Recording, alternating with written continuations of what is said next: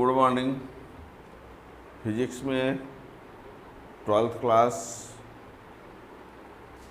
First chapter exercise question आप लोगों को इस चैनल में पूरे फिजिक्स 11 12 प्लेलिस्ट में सब कुछ आप पा सकते हैं। ये अभ्यास वाले जो एक्सरसाइज के जो क्वेश्चन हैं वो कंटिन्यू आपको मिल जाएंगे।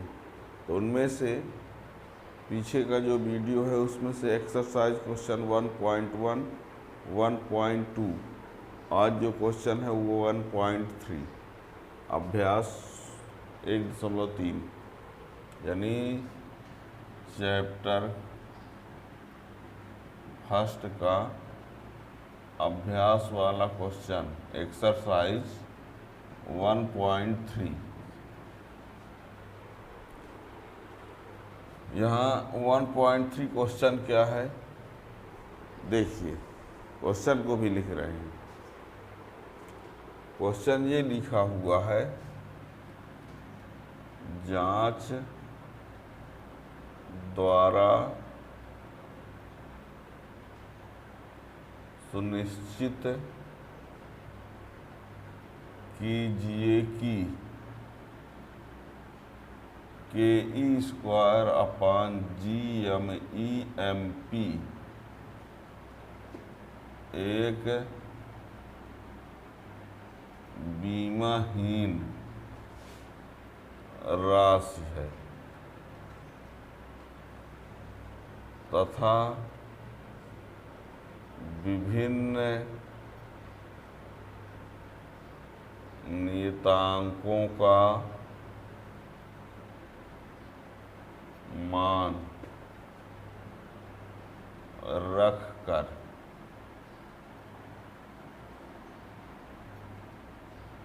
इसकी गणना कीजिए।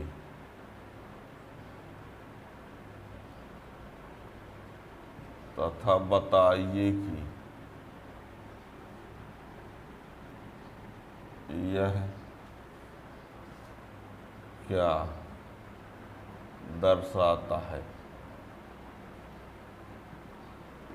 क्वेश्चन लिखा हुआ है कि जांच द्वारा सुनिश्चित कीजिए कि KE²/GMEMP एक बीमाहीन राशि है तथा विभिन्न नियतांकों,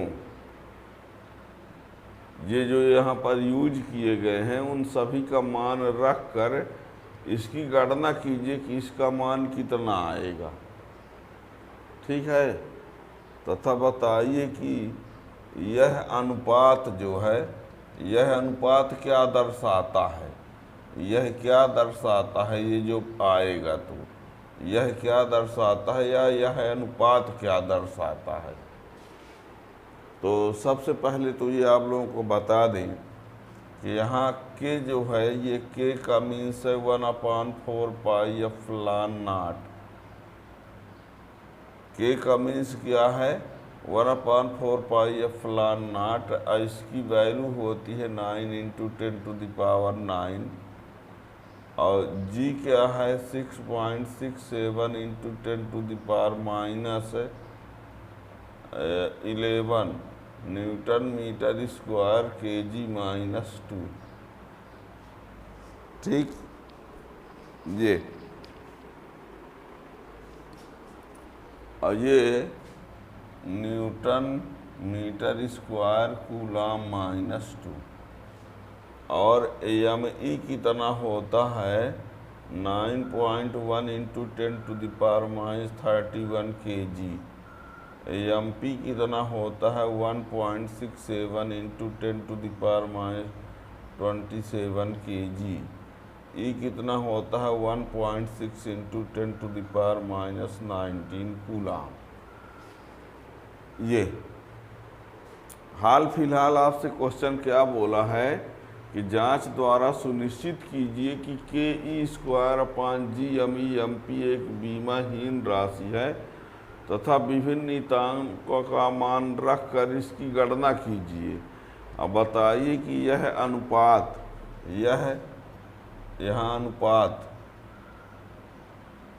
यहाँ अनुपात क्या दर्शाता है। ठीक है, तो पहले आपको यहाँ ये दिखाना है बीमाहीन राशि। तो पहले तो इसका ये मात्रक लिख देते हैं, ई का ये मात्रक लिख देते हैं कूलाम, जी का ये मात्रक लिख देते हैं, और ये ई केजी हो जाएगा। ठीक है, तो पहले हम ये दिखाने का प्रयास करेंगे कि ये एक बीमाहीन राशि है। ठीक है ना, तो देखना हल में Ke²/GME/MP।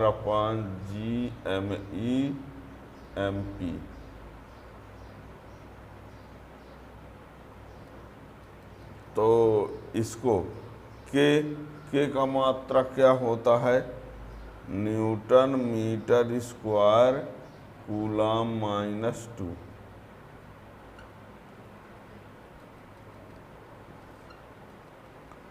ये के का ये मात्रक हो गया, के का मात्रक ये हो गया। ई क्या है, आवेश है। ई क्या है, आवेश।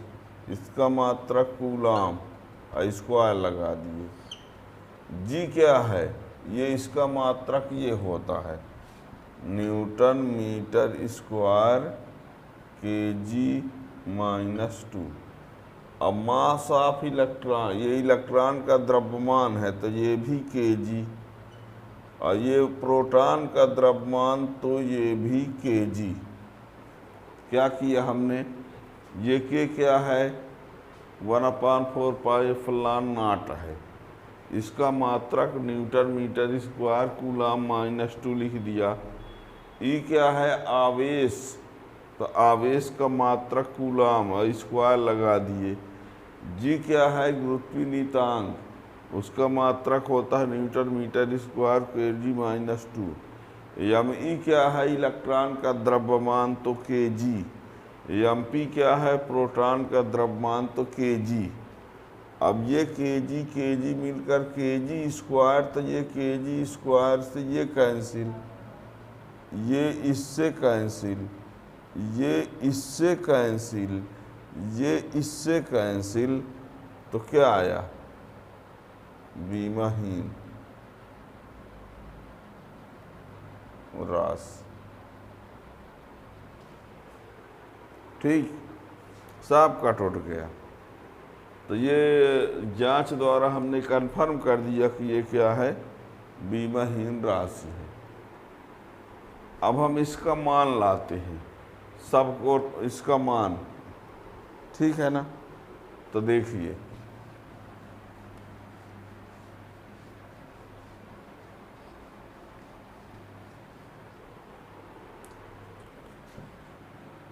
Ke²/GME/MP का मान। तो यहाँ देखिएगा ये कितना है, 9 × 10⁻9। ये कितना है, 1.6 × 10⁻−19 का स्क्वायर। ये कितना है, 6.67 × 10⁻−11। ये कितना है, 9.1 × 10⁻−31। ये कितना है, 10⁻27। अब इसको हल कर देते हैं, 9 गुणे ये 2.56 गुणे 10⁻−29। इसका 2 बार इंटू किए तो ये आया, इतने इंटू इतने, तो ये मिल के 38 में 9 निकल गया तो ये आया। और ये 6.67, 9.1, 1.67, और ये 31, 27, 11 ये रहा। ठीक है, इसको हल कर देते हैं, इसको हल कर देते हैं। तो ये 2 पॉइंट, इसको हल करते हैं 0.23। इसको हल करेंगे तो इतना, ये ऊपर जाएगा -29 और 10 की घात +69, 0.23 10 की घात ये 40, 2.3 इंटू 10 की घात 39, ये आ गया।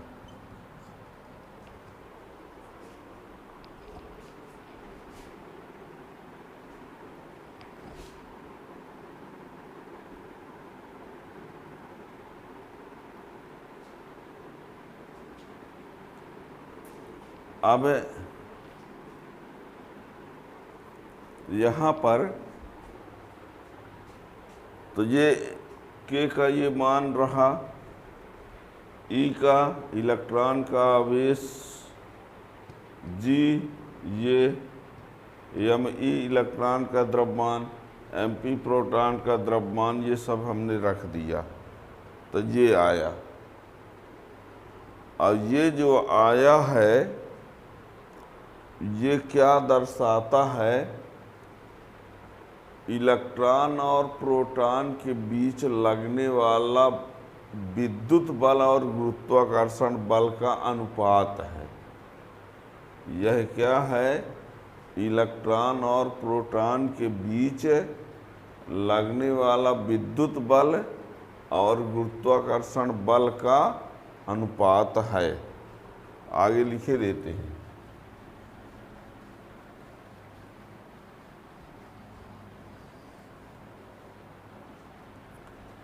यह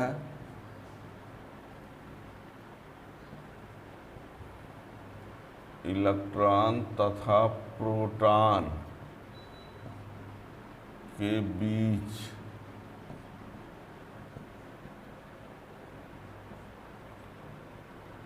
लगने वाला स्थिर विद्युत बल एवं गुरुत्वाकर्षण बल का अनुपात है। यह मतलब ये ke² अपान GME/MP जो है ये क्या है, इलेक्ट्रॉन तथा प्रोटॉन के बीच लगने वाला स्थिर विद्युत बल एवं गुरुत्वाकर्षण बल का अनुपात है। ठीक है, इसका जो मान आया है 2.3 × 10 की घात 39, ये ठीक है ना। ke² अपान GME/MP का मान इतना आया है और यह इलेक्ट्रॉन तथा प्रोटॉन के बीच लगने वाला स्थिर विद्युत बल एवं गुरुत्वाकर्षण बल का अनुपात है, जिससे स्पष्ट है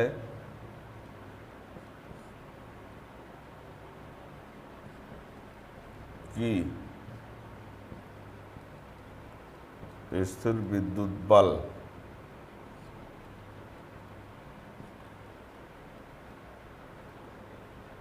अत्यंत शक्तिशाली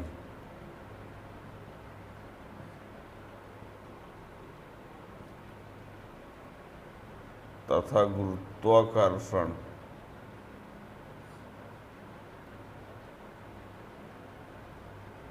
बल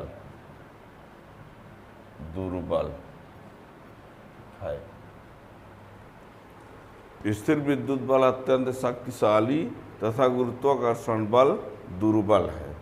यानी स्थिर विद्युत बल और गुरुत्वाकर्षण बल में तुलनात्मक में देखा जाए तो विद्युत बल जो है बहुत शक्तिशाली है, गुरुत्वाकर्षण बल उसकी तुलना में दुर्बल है।